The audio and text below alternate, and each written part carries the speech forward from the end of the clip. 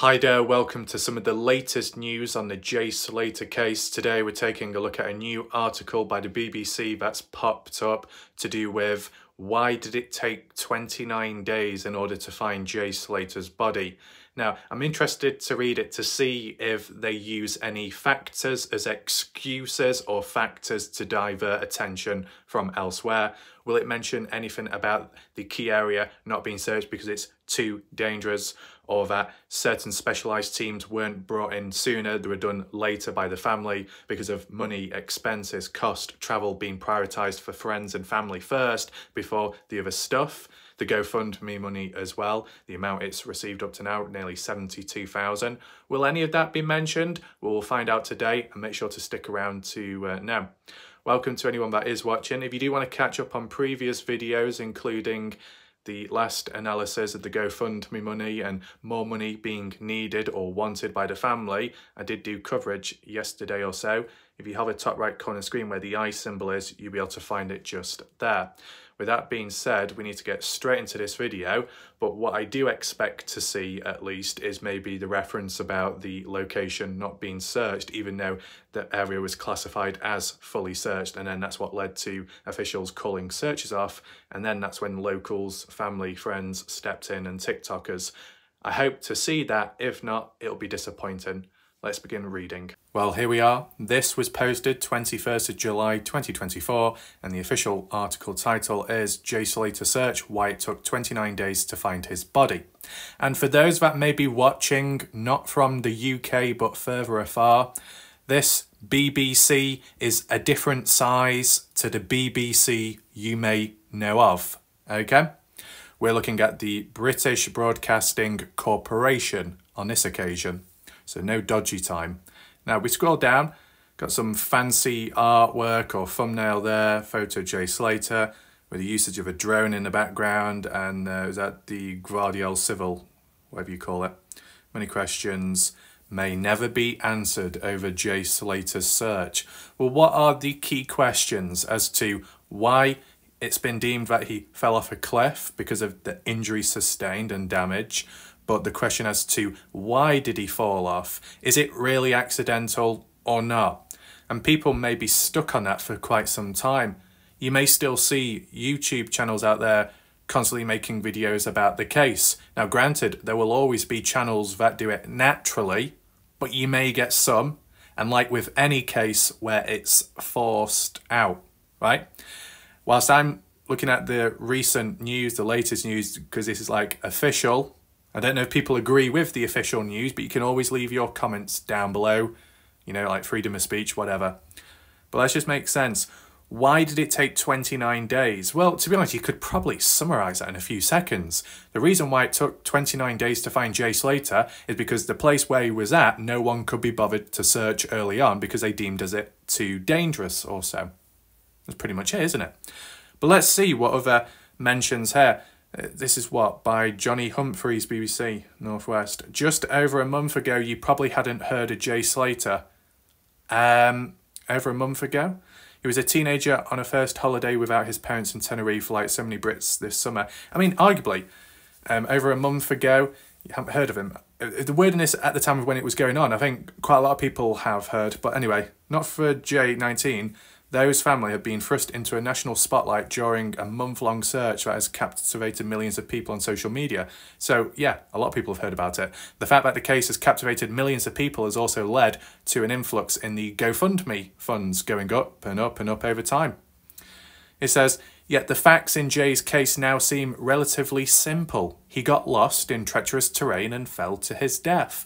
I mean, if you do go off the beaten path and you're trying to get back, maybe you're trying to find a shortcut, you're not familiar with the area, you're dehydrated, you're disorientated, a bit dizzy, things can go wrong, right? Anyway, his family hoped the viral frenzy would end when his body was found last week, but it did not. Many are now asking one question. Why did it take 29 days to find him? Well, I pretty much explained it before, but we'll see what's said here. We spent time in Tenerife over the past month inside the search for Jay, reporting on the riddle. Riddle? First question. Why did Jay end up in the mountains? Things went wrong for Jay in the early hours of 17th of June. He decided to get into a car with two men. in Playa de las Americas, the heart of the Spanish island's nightlife. Those men, reportedly British nationals, drove the apprentice bricklayer about 22 miles north to the Airbnb in the village of Masca, a tiny settlement surrounded by mountains and ravines. They were later allowed to leave the island after being quickly ruled out of the investigation by Spanish police, the Guardia Civil. An immediate focus of the investigation became an image Jay posted on social media app Snapchat, tagged at the door of the apartment 7:30. We have seen that one previously. It showed he had stayed at the Airbnb, then the 2 phone calls emerged. That's just some photos there. The searchers, rescue workers, spent nearly a month searching the mountains, and from the previous article what we read, supposedly the family actually walked past the area several times where Jay was at, just out of sight. His friend Lucy Law received one call at around 8:30 BST. Jay told her he was lost, 1% battery on his phone, needed water. In a video call to fellow friend Brad Hargreaves, Jay was walking on rough, stony ground, saying he was trekking 11 hours home after missing a bus. How did he end up in the mountains? Ophelia Medina Hernandez, who made the last sighting of him around 8 in the morning BST, claims Jay asked about the next bus, which was 10, but might not have understood the answer. He then walked. If he didn't understand the answer, is that because it wasn't in English or proper English? He ended up walking, but supposedly walked the opposite wrong way, but this person, Medina Hernandez, didn't do anything about it. I remember that being mentioned. It says, whether further evidence exists to the point to why Jay was up in the mountains or why he wandered into such a dangerous terrain in that window until he was reported missing at 9 BST is unclear. Investigators have seemingly been unable to answer this. If a coroner in the UK decides to hold an inquest, more detail might emerge publicly. If there was an inquest, if there's some kind of further investigation down the line, if the family weren't satisfied and wanted more answers, would that require more funds from the GoFundMe, or would it be funded elsewhere? I wonder, because you never know, the money could keep going up and up and up for more and more and more.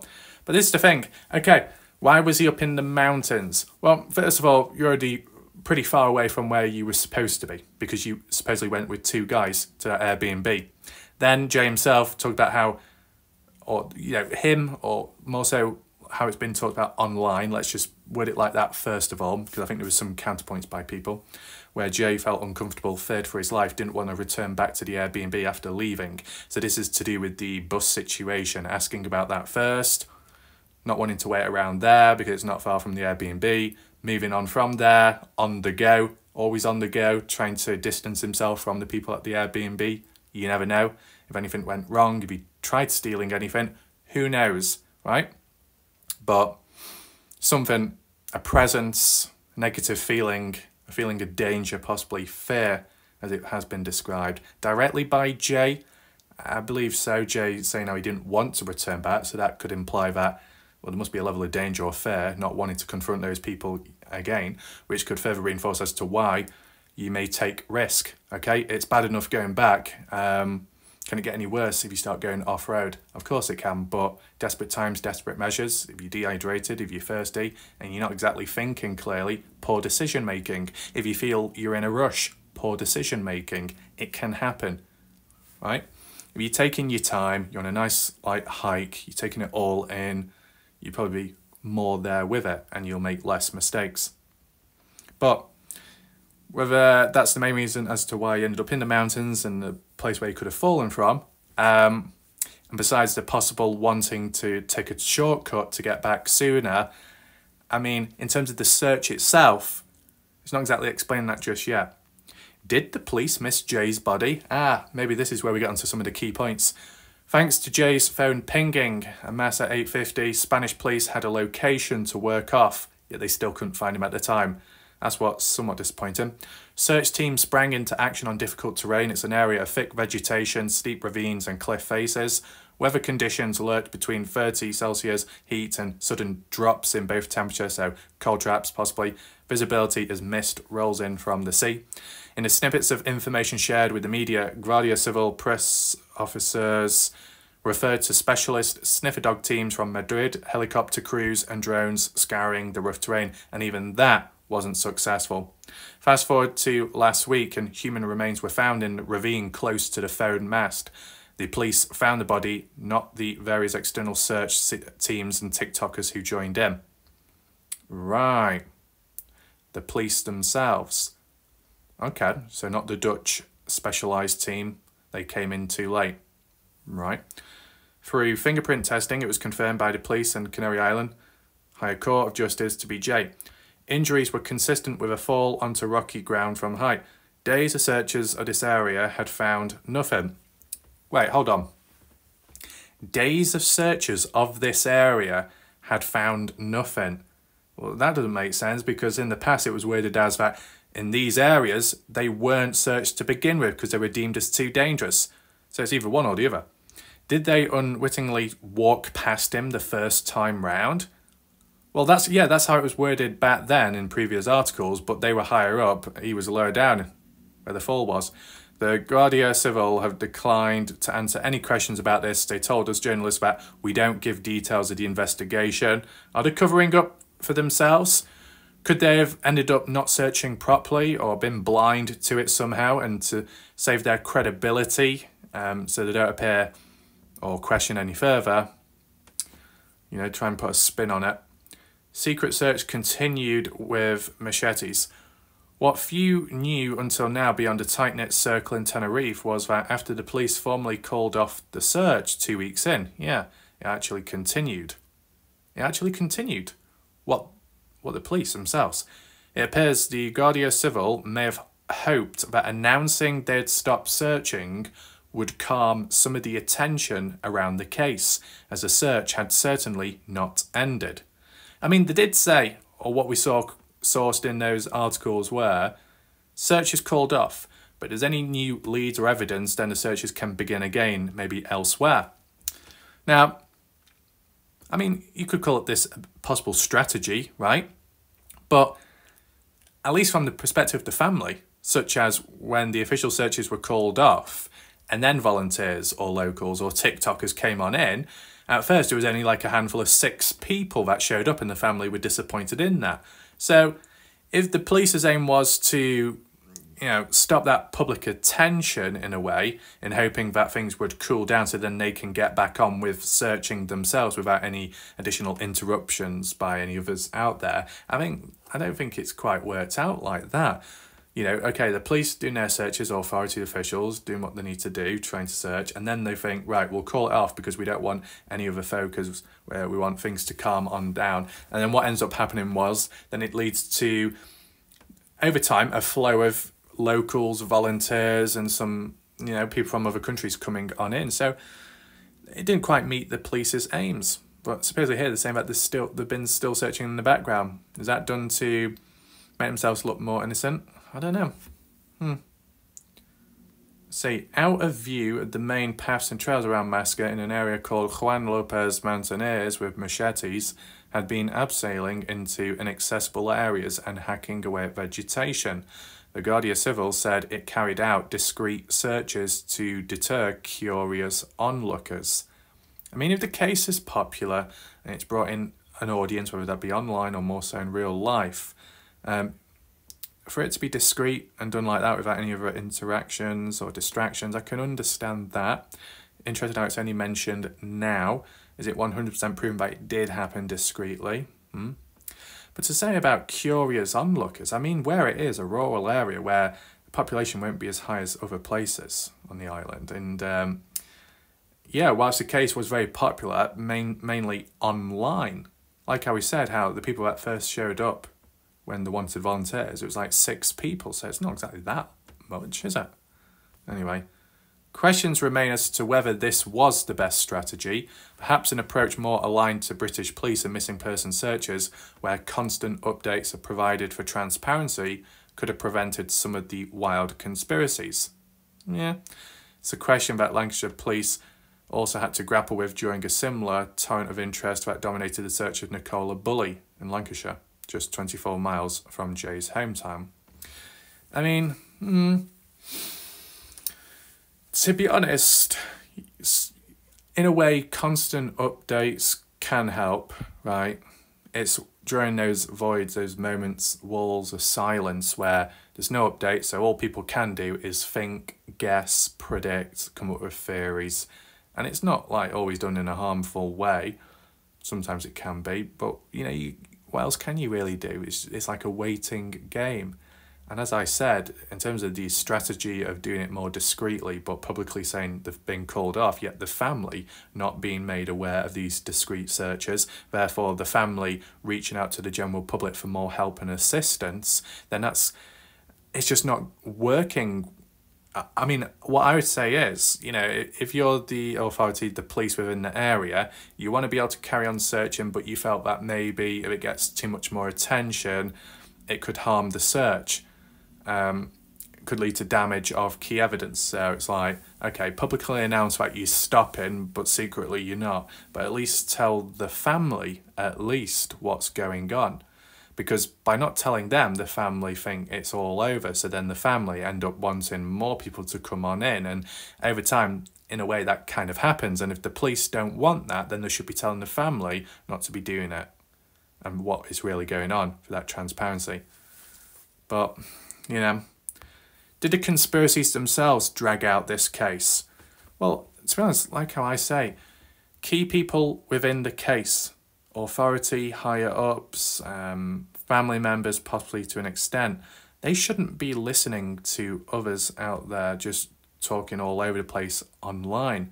You should be focusing on boots on ground, those within the area, those with the knowledge, with the expertise, those who know Jay firsthand, those type of situations. You start listening to some random person from wherever in a different country, different part of the world, saying, well, maybe this could have happened, maybe that could have happened. It's just not good enough. But if people were that naive to listen to it in the first place, then what does it make them? Very naive in real life. What the hell's going on there? You should be focusing on the case within and not what's going on the outside. What can go on the outside can be a lot of talking all over the place and not really getting anywhere. It's those within the case, you know, in the moment, physically, where it matters most and where it needs to be focused on most. You start diverting focus elsewhere away from that, then that's what can slow things down. Now, is that what happened within this case? I mean, you had that guy, was it Mark William Thomas or so, who was saying this and that about this theory, this concept, this idea, this evidence or this information collected. Didn't really lead to anything. Led to pretty much F all, right? So all those concepts, ideas, theories, or as some like to call it, conspiracy ones, how much of it was true, right?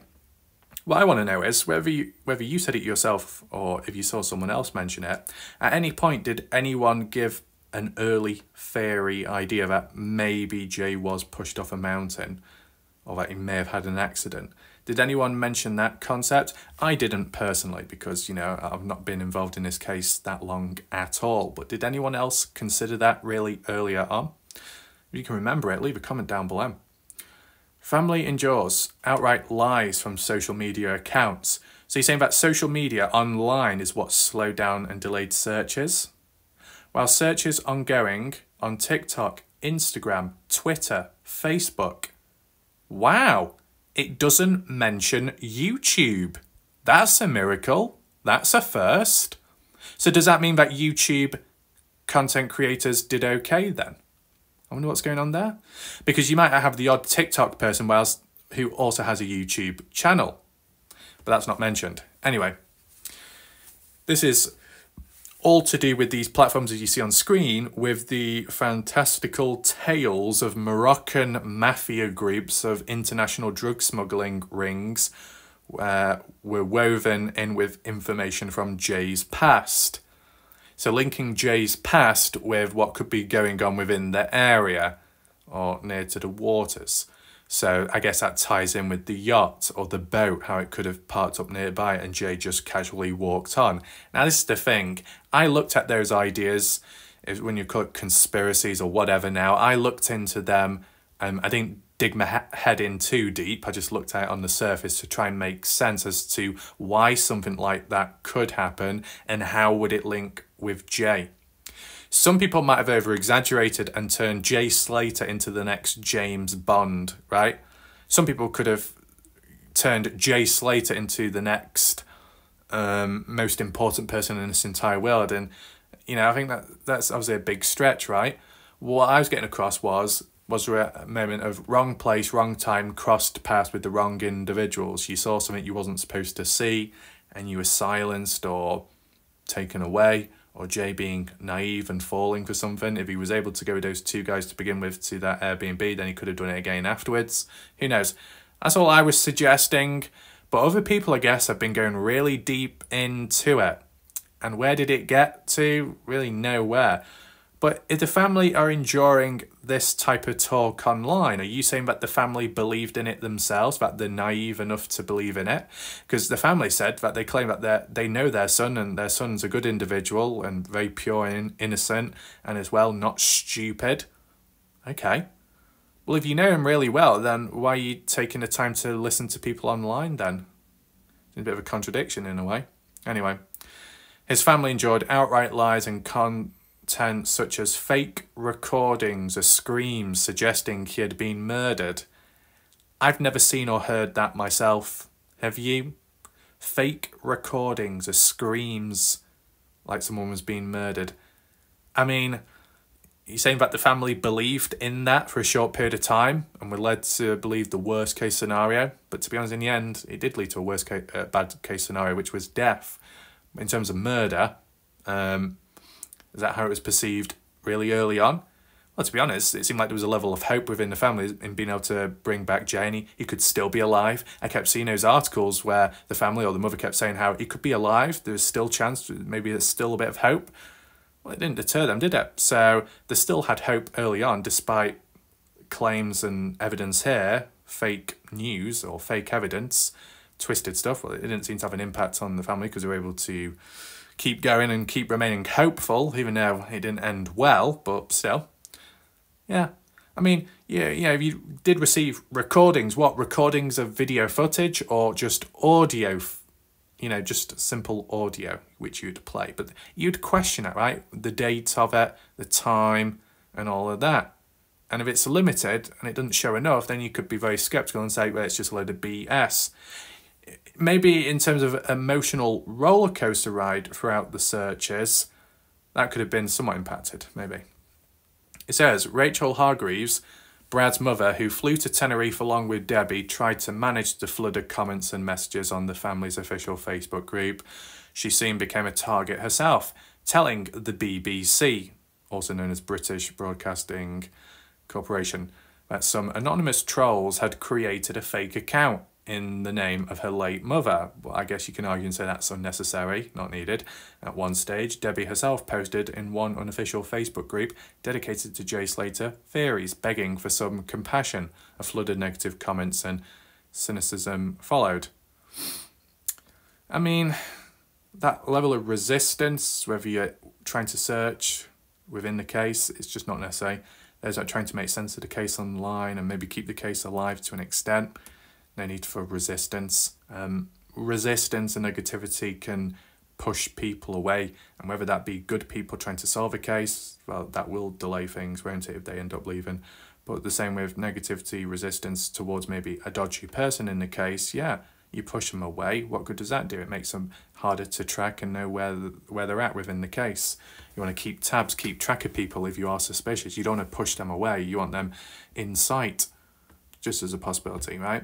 I think there have been some Jay Slater fake accounts popping in. That doesn't help either. You could call it childish behaviour. When you do get the clutter of theories which could be worded poorly as facts and fake evidence as well, maybe with the sunglasses situation, like what we saw previously, like with this supposed audio recording as it's mentioned here in this article, it might get people's hopes up for the right or wrong reasons. It could let people down, and it's up and down. Does it lead to locations physically being searched? It's not quite worded like that just yet, because it's the physical search, right? Trying to locate him, 29 days of physical searches. So all the other background stuff, external, indirect, direct, has that directly led to 29 days worth of delays? I don't really think so. In terms of emotion, you can say it's hampered it and not exactly helped people along the way. At one stage, Debbie herself posted, oh yeah, we saw that. There might be some answers to come. What exactly? For Jay's family, the next priority is getting his body home. And of course, money, money, money. We've seen that before. Matthew Searle, Chief Executive of Missing Persons charity LBT Global, told BBC paperwork should be complete in about a week, though he indicated that the exact arrangements would be kept under wraps to protect the family's privacy. Protect the family's privacy for the arrangements, but publicly ask for more money, which could go into that and beyond. Even now, it appears that amateur sleuths and trolls are trying to intervene in the process of flying his body home. Some people are searching online for autopsy results. I mean, if you're trying to search online and you're not breaking any rules, you just may be curious to see it yourself firsthand, the proof, the evidence, and make sense of it. If it's private and somehow you got access and then started distributing it out publicly, you know, you could be breaking some rules, could be causing some trouble there, but I like how it calls it amateur sleuths. Some of the most cringiest titles, wordings, like little buzzwords which people like to use. It's pathetic, but they're not exactly, they're being vague, and that's the problem within this case. You can talk about how factors, internal, external, have delayed and slowed down the search for Jay Slater, and you can call people online the trolls, the sleuths, the TikTokers, the Instagrammers, the Twitterers, whatever you want to call them. But no names are directly given, right? So just by speaking vaguely, there's not enough weight behind it. You need examples, you need references like sources, things like that. What else? If an inquest is open in the UK, it could see witnesses such as the men who were in the Airbnb with Jay called to give evidence and answer questions. Well, those guys have had enough time to, you know, get out of the place and move on, get the story straight, if they were involved in any way possible. Just a suggestion. You know, there was arguments earlier on within this case where people were saying how, you know, there's two guys, some of the last few individuals to see Jay Slater alive, and you're just letting them go like that. A bit reckless, right? You don't know where they could end up getting to, or, you know, the stories after that. Who knows? Says, with the evidence pointing to an accidental fall, the coroner might certify the cause of death without an inquest. The family's wishes will also be considered then. The disappearance and death of their beautiful boy, a living nightmare as the family put it, will leave deep scars for the whole family and Jay many friends. But it also leaves the GoFundMe open public. But so too the baffling ordeal of being the victims of social media at its very worst. Oh, it's not at its very worst. You can get much more worse situations than this, for sure. For sure. You know what? 29 days they're trying to find Jay Slater. Hell, there are cases in the US which have gone on for 2 to 5 years, and there's been high levels of resistance. People getting attacked all over the place. A lot worse elsewhere. You think the Jay Slater case is bad and people have been impacted by it? Think again. You look elsewhere, you'll see it yourself. It's got a lot more extreme than this. But nevertheless, you know, it's still important to highlight the waves of resistance or trouble along the way to make sense of it as to why or if that played a role or the main factor behind a delayed search or the delayed success. Maybe you could argue, say, it's like using it as a bit of a scapegoat in some ways. Different ways of looking at it. Maybe this is the new norm for the modern age of high-profile missing person cases posing a challenge to police forces in the years to come. I mean, they're making it sound like this is the first discovery ever. This has been going on for years, right? Forever how long social media has been out there for, and smartphones too. It's been like this for some time. This is not new. Yet they're wording it as it's like something never seen before. That's a load of bullshit. Well, after reading that, it was pretty disappointing to read, basically. You can let me know what you think down below.